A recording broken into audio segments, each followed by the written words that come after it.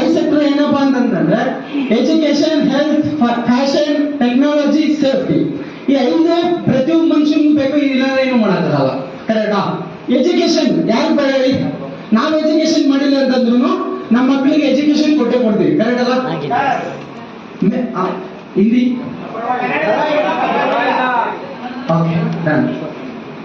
Education ಏನಪ್ಪಾ ಅಂತಂದ್ರೆ ನಾವು ಎಜುಕೇಶನ್ ಮಾಡಿಲ್ಲ ಅಂದ್ರೂ ಮುಂದೆ ಫ್ಯೂಚರ್ ಅಲ್ಲೇ ನಮ್ಮ ಮಕ್ಕಳಿಗೆ ಎಜುಕೇಶನ್ ಕೊಡ್ತೀವಲ್ಲ.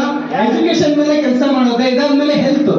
ಇವಾಗ ನಮ್ಮ ಆರೋಗ್ಯ ಸರಿಯಾಗಿದ್ರೆ ನಾವ್ ಏನ್ ಬೇಕಾದ್ರೆ ಕೆಲಸ ಮಾಡಬಹುದು, ಎಷ್ಟು ಬೇಕಾದ್ರೆ ದುಡಿಬಹುದು. ಕರೆಕ್ಟ್ ಅಲ್ಲ?